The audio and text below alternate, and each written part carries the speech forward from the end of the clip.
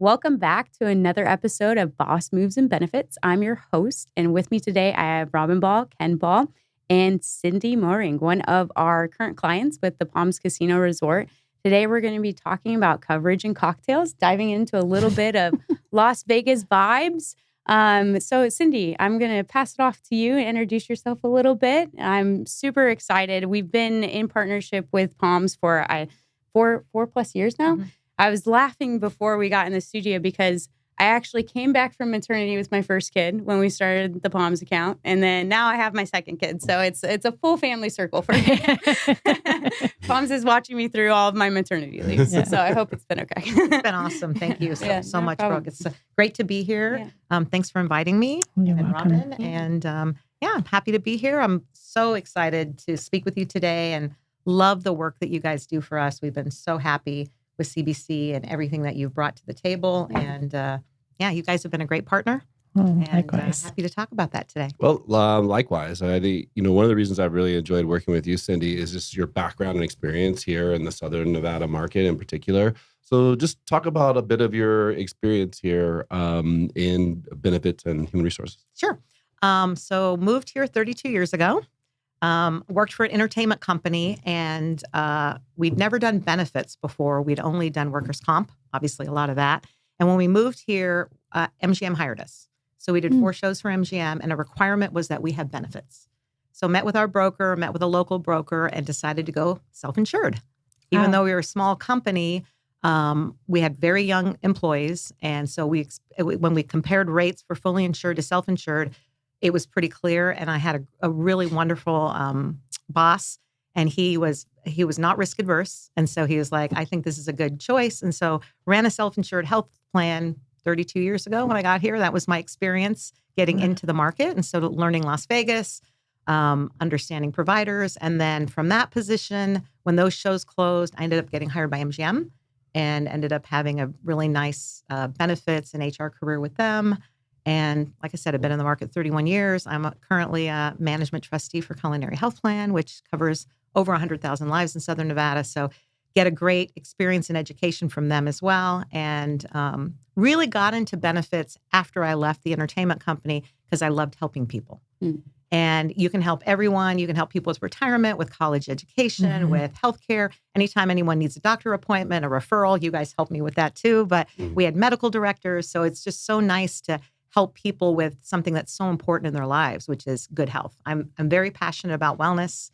My father was a doctor. My mom was a nurse. My grandfather was a doctor. I grew up working in doctor's offices. Didn't know so that. I kind of understood. You didn't know that? And so I worked in my dad's office. He was a plastic surgeon, had his own business. It was, in those days, everybody was private practice. And so help with billing. He wanted me to be an accountant. And then my mom, when I was in college, she entered the workplace again as an RN, and she was a back office nurse in a urologist's office. So I learned a lot about urology. And I also help with their billing. So I kind of understand how a doctor's office runs, understood insurance, understood not having insurance. So it just felt like a natural fit for me. I think you have too big of a personality to be an accountant, though. Well, my dad really, he wanted it so bad. Like I kept books for them and did all this because I was good at math. And I'm like, what can I do if I'm good at math and I like people and I care about wellness as a passion? I think you all know I'm a group fitness instructor. That's what I was going to say. It kind of goes into your personal life too. That's what you're really focused on, keeping everyone healthy, which I think I really enjoy learning more about that with you. It's cool. Former chairman at MGM basically said to me when I was executive director of benefits there, I want people to live longer, healthier lives because they worked for us. That was like and so I like that. Mantra. That theory for me is the same. Like, how can we bring better health to our employees? Because obviously presenteeism is a huge issue. And if people aren't feeling well, they can't take care of our guests. Right. So making sure that we have a good support system, great benefits to offer them, and that they know how to utilize it and that it's affordable. So that's super important to me. And I think it really improves when you talk about culture in the workplace. It's a really important part of the culture in the workplace. For sure. I agree. Yeah. Do you want to ask about that? So, Cindy, the interesting thing about when we met you was that we had gone out to RFP and then we won the business and then you got hired. So we got really nervous because we knew you knew the market. And we hadn't had the experience of working with you before, so you kind of had to adopt I us. always think of it. It's like a football team if they hired the coach before they hired the GM. Yeah. Yeah. It was interesting. So my journey even to Palms was interesting because I was at Virgin, I think you guys know. And my former mentee, Cindy Moehring, went over to Palms and, said, you want to come over? And so I'll talk to them about the job. A week later, I had an offer. So it happened really quick. And so when they hire me, they're like, you need to set up a 401k plan because we can't even get the company to talk to us. I'm like, and we need it in 6 weeks because we were bringing on 250 employees once we got that license that were at Palms Place.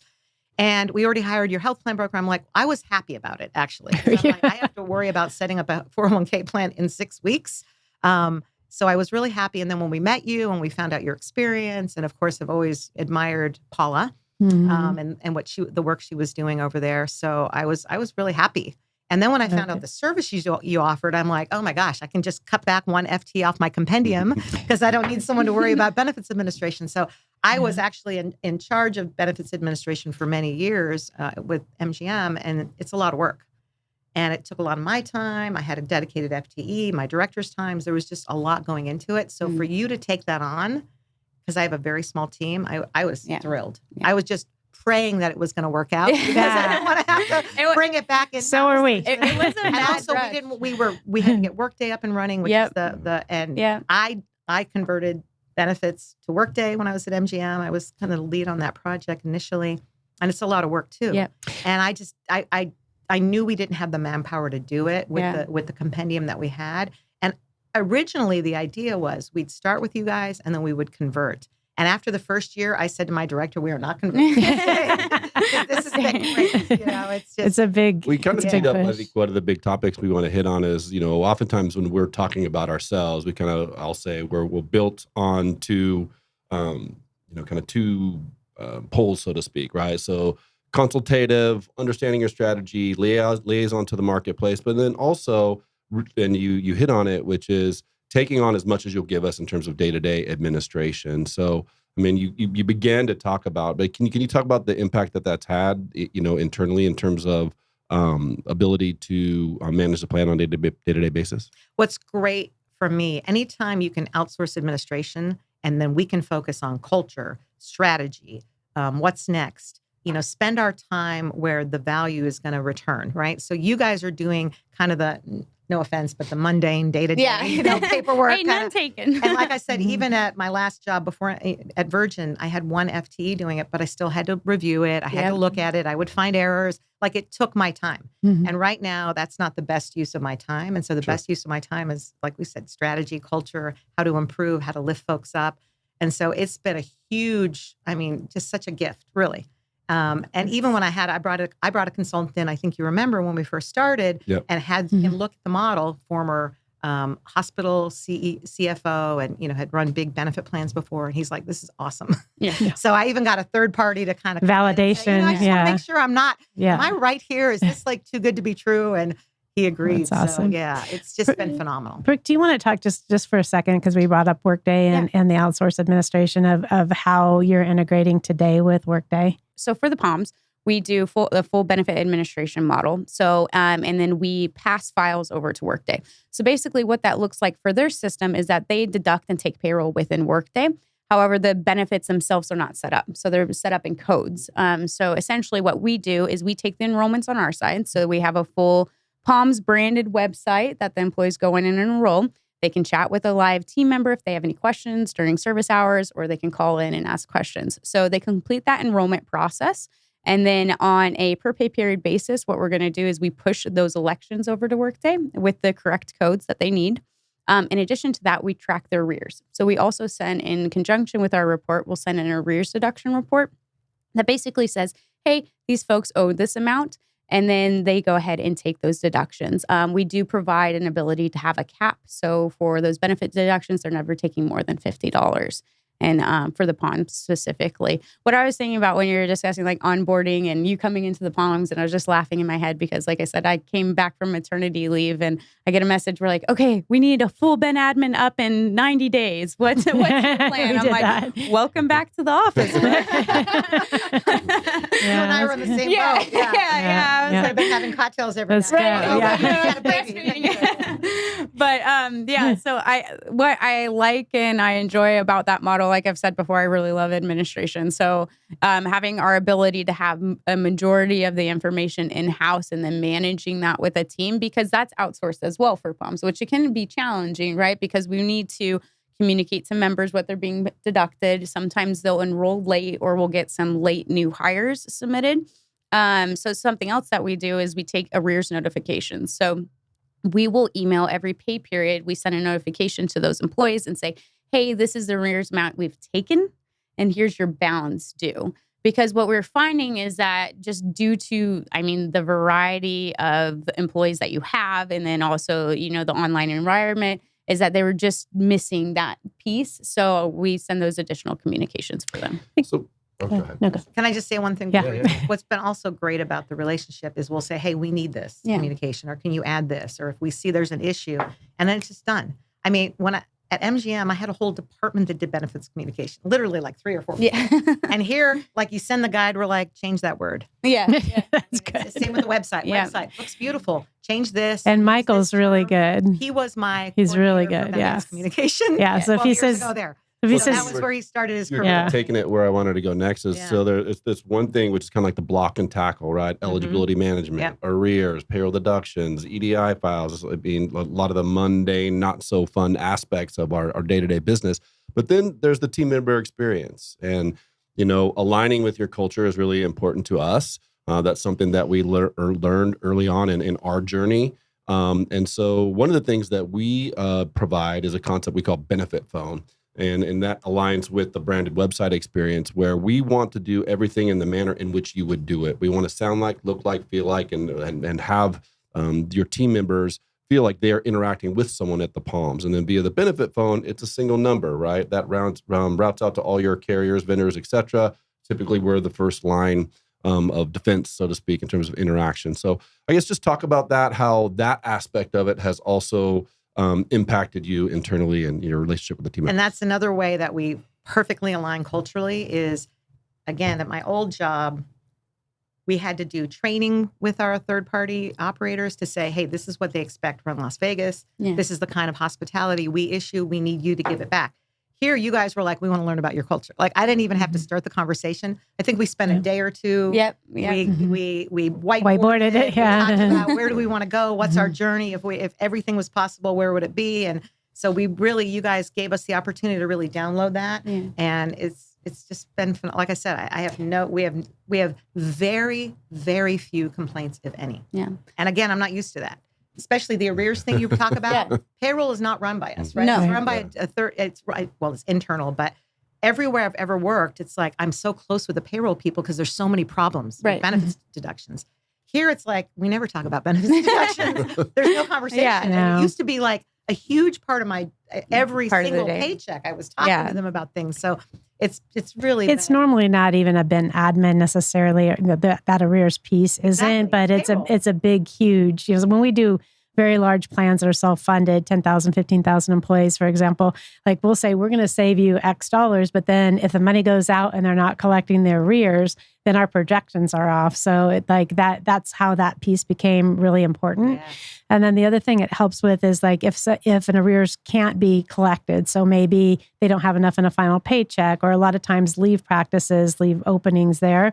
So Brooke can status like how much that wasn't collected is because of leave, how much the reason that of the uncollected. And so that gives us another insight, right, of where processes are that can be improved and kind of whittled down. So I think the whole thing is really unique, not to just brokers, but Ben admin in general. And it happens a lot in Vegas because of our dealers. Right. Because declared tips. And so that they make minimum wage. And so there's never enough money to cover all the benefit deductions. Yeah, so it was always a huge issue at everywhere I worked. And here it's just like, Taking care It's of a machine. Nice. It's a machine. Yeah, well, we we love it. We only really had those questions when we weren't sending that pre-notification. Yeah. So I think that notification, especially when you're working in a digital environment where these employees, like, they can walk into HR, but they're not necessarily talking to the benefit center right when they walk into HR, which some are accustomed to, right? Yeah. So I think that streamlined communication has really helped. And the other thing, not just benefit phone that we've rolled out for Palms, is text message, which has been, I think, really helpful because it's one phone number similar to like calling, but you can text that number and it's evergreen. So you can always text us during operation hours and someone will text you back. I think that's been really helpful, especially if you have employees that maybe that don't use the computer or dealers, housekeeping. They're not in front of computers, you know. You guys are all bringing up things. You guys are all bringing up things, I think, that are particular to this market and to hospitality in particular. Exactly. And I mean, to borrow a phrase, CBC, we were born and raised here in Southern Nevada. But as we have expanded into other markets and we work nationally now, it gives us more perspective on just how unique this market is. So could you talk about that a little bit as well? Very unique. I mean, the most unique thing is, because again, being a management trustee for Culinary Health Plan, it's national, right?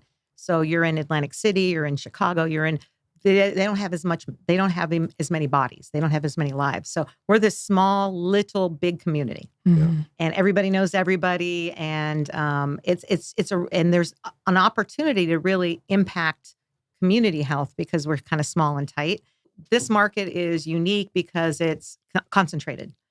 So everything is kind of in this, 20-mile radius. And there's a lot of concentration, a lot of the same type of employees, same types of issues. We've got a few large employers and then pockets of little small ones. We've got a coalition. So that's kind of brought the community together, a really strong coalition, actually. So that's brought the community together. 3 shifts. Yeah. And we have 24 hours, 24-hour town, certainly. But the other thing that I think is interesting from an employer perspective is that they can walk across the street and get another job. So there's a lot of movement. So I think that's also changed the way, we've got one big provider. So if that provider can be with all these different employers, it's easy for people to make a change. So it's a small, little, tight community. People know everybody, and it's not always had a great reputation for having great health. Right. So there's been a lot of folks trying to change that with Cleveland Clinic coming in and partnering with these different larger organizations to try to improve health. We have a medicine school now, which we didn't have before. So we're always trying to improve this community, improve the health. But yeah, I just feel like it's this tight little small and everybody knows everybody. It's and so true. We all know all the doctors and I think it's interesting in Vegas, like we talk about that expectation and trying to meet employees where they're at. What I think it's interesting about this market is the amount of organization that you have to do for on-site visits. So whether we're doing on-site dental visits, medicine on the move through HPN, things of that nature, and we're trying to get the employees healthy at work because they're not necessarily going to take initiative outside of being at their location. It's also unique to have so many employees in one location. Right. Exactly. like Vegas is very different from that. Employer. Right. Yeah, exactly. I feel like with 2,200 employees, we're small compared to the rest of the city. But at other cities, it's huge. Yeah. You'd be the largest. Wow, that's a lot of employees because we only have 400 or whatever. So that's the other thing that's unique, I think, is we're all, even the small employers are large employers. Exactly. Yeah. So so we're in year 5 of our engagement. I talked about our 2 pillars. We've kind of really drilled down on benefits administration, communications, but the other side of that coin is managing the health plan itself and the health and welfare of the employees that participate on it. From a sheer management standpoint of the plan itself, we're at a 2.5% increase over 5 years, not to pat ourselves on the back collectively. But I just wanted to talk less about that and more about your view around strategies on cost containment and wellness, et cetera. So again, we've had lots of conversations about that. And the first thing I said when I met you guys is we want to try to add benefits every year.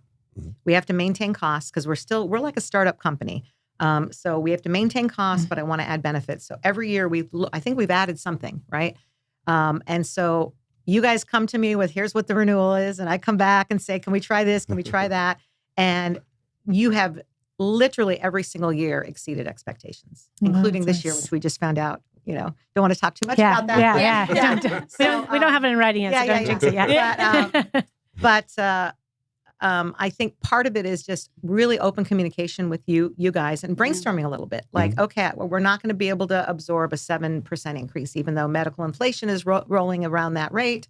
So what can we do without reducing benefits? And I want me to give the dental example. Yeah, Sure. Is a great one so I wanted to improve dental benefits because dental benefits are just never enough. It's like, why do we can cover transplants, but we can't cover someone getting a crown. It's like implants. Yeah, right. Implants. So you helped us find a new provider, and we improved benefits, and they gave us a guarantee, I think, for 2 years. Yeah. And employees loved it. And we saw people's teeth improving. Like, we want people to have nice smiles. I mean, we're in the hospitality business. Exactly. And we did some on-site with that too. We did a lot of on-site. And so that was really important too.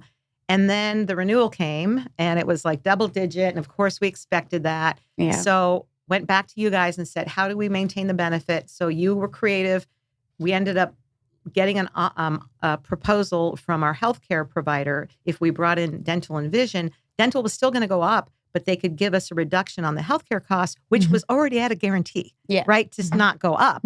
Now you reduced it. So the overall we had a net savings, and very little disruption. And that's the other thing that we're always really focused on. We don't want a lot of disruption, but we understand sometimes we have to do it for cost containment. And it's been wonderful. Yeah. The employees have been we increased utilization. I mean, that was the bummer, but the bummer of the increase. But the good thing is that people were engaged. They're going to on-site. They're using the benefit. They're using the benefits, which is what you want. Right. We understand costs are going to go up, but we don't have them, especially dental. We want folks using their dental insurance. Yeah.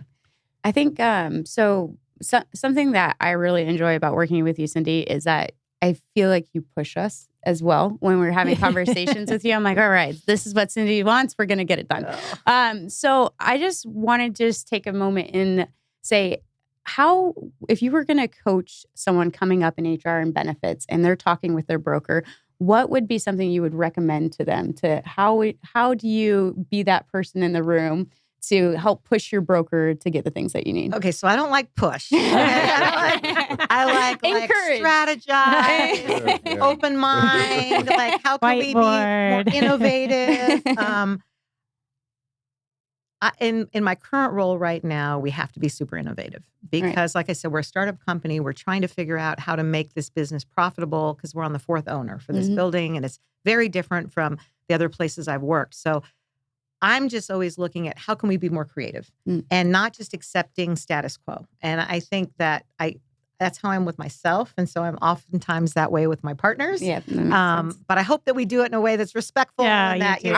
But I also think I wouldn't be doing it if I didn't believe you had the capacity for it. Right. So I'm not going to challenge someone who I don't think has the capacity to be challenged. Yeah. And I feel with the three of you, you like it. Yeah. You like like the challenge. it. You rise to the challenge. And I feel like even if and then I can, I'm going to go a little more. Yeah. Wait, they're giving that. I can go a little more. So I feel like you open up the runway for me to continue to ask for more and more and more because you keep giving it to me. Right. So I think if you ever stop giving it to me, you might find that a little bit different. Then the hammer comes out. Yeah. No hammer.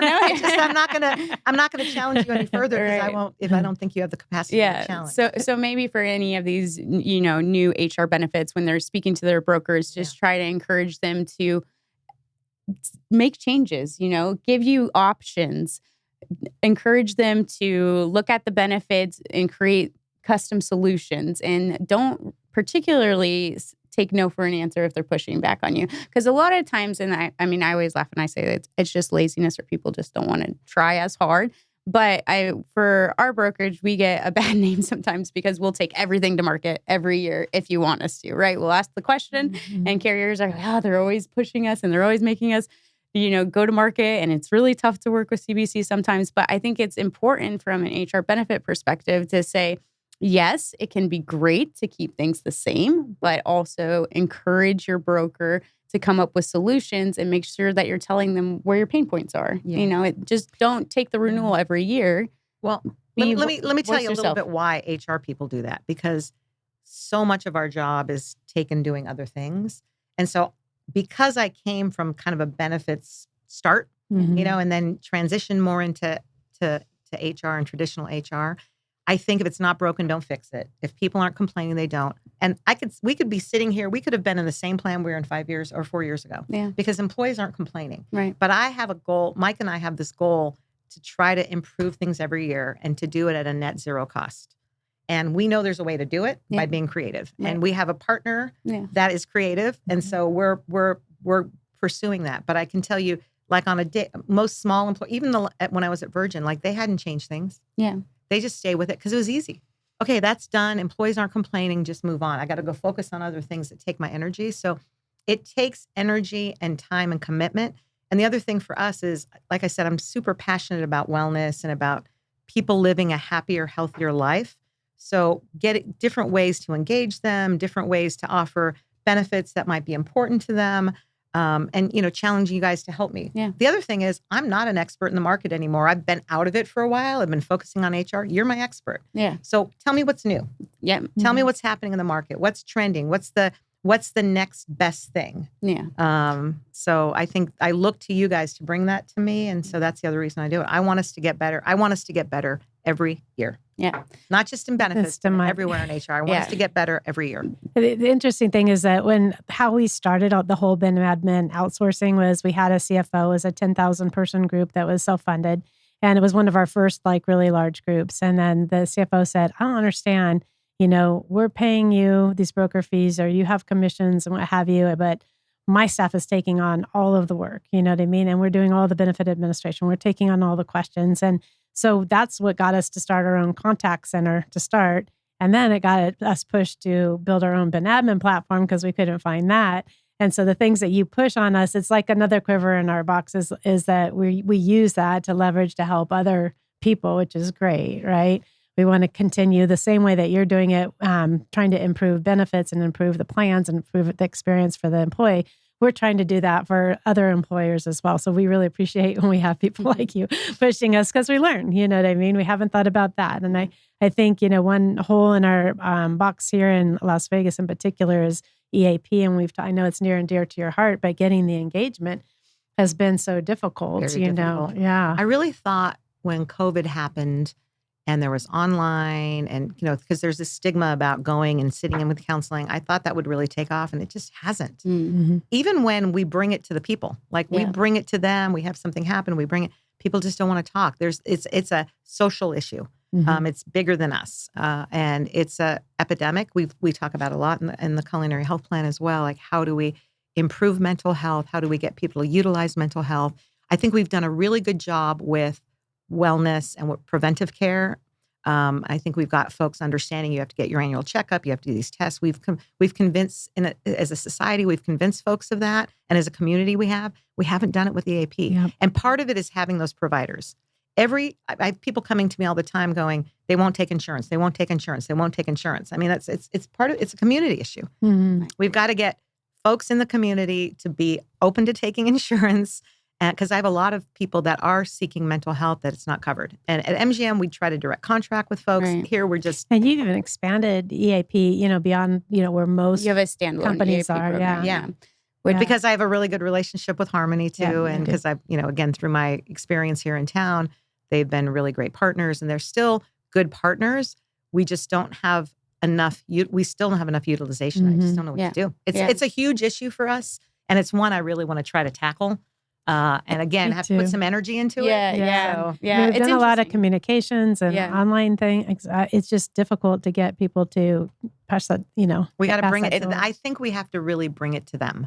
When I did some group stuff at MGM. Like we did smoking cessation. We did some weight management stuff in groups. And I think group does work in the workplace, but there's stigmas around all these mental health issues that I just think you're not going to get folks to do that. Yeah, we see it in the claims all the time. Yeah, mental health, depression. Number one, right? Yeah. Mm-hmm. I mean, it used to be cancer and all. Now And it's like mental health. and is it's up not. there. I mean, it's not solely in this environment in Vegas. I mean, we see it nationally. And then again, to your point, it needs to be a cultural shift that it's okay to shift the narrative, talk about it, and be open to it. I was just going to tease that this episode will probably roll off the back of SHRM. So hopefully we're motivating all of our HR folks to get out there and be a little bit more strategic as they come into 2026. Yeah. I was going to say about the mental health issue. It's also an issue in the workplace, just day-to-day operations. Yep. A lot of the employee issues that we're seeing with conflict and, conflict resolution and bad behavior at work is mental health. Yep. And so we're always trying to get them in to get resources because we don't want to let folks go because they have a mental health issue. We want to try to get them help. So it's a huge epidemic, not just here, but also just in the workplace. That's so true. It's like, how can you coach your employees through that without pushing too hard on that engagement? Hey, I would think if you can just talk to this person, it would be really encouraging. It would help you deal with anything that you're coming conflict resolution in the workplace, right? Especially in your environment, I think where people are working long hours, they're on their feet, sometimes tensions are high, and that could, it's troubling that we can't get them to sit down. Yeah. With somebody. But, maybe bringing them, like you said, into the workplace is an interesting strategy. You try doing that. It's still hard to get them there. Yeah. So. All right. So I Speed think round. we're going to do some speed rounds. My favorite part. What is that? No. It's like, are we running? I'm going to win. Yeah, she's like, let's I worked out this morning. do some burpees. Yeah. Hey, I will outplank you. I do I have no not doubt. doubt that. Yeah, I'm sure that you would. So speed round, we just like to go give everybody 20 seconds, and we're going to do a little bit of Vegas Blitz style. So what is your favorite slot machine or blackjack? Slot machine or table game? Yeah, or Because table blackjack game. is Yeah, that's true. So this is going to be probably controversial, but I'm not a gambler. No, I'm not a gambler. I'm not either. I like to win. Yes. And gambling is gambling. And so I like to be a winner. So if I can't strategically figure out how to do it, so I don't really have a favorite. Yeah. It's great entertainment for folks, and I encourage people to come. But I think living here, it's hard to do that and live here at the same time. Yeah. I've always gamble strategically with my husband. I'm like, you've got this amount of money.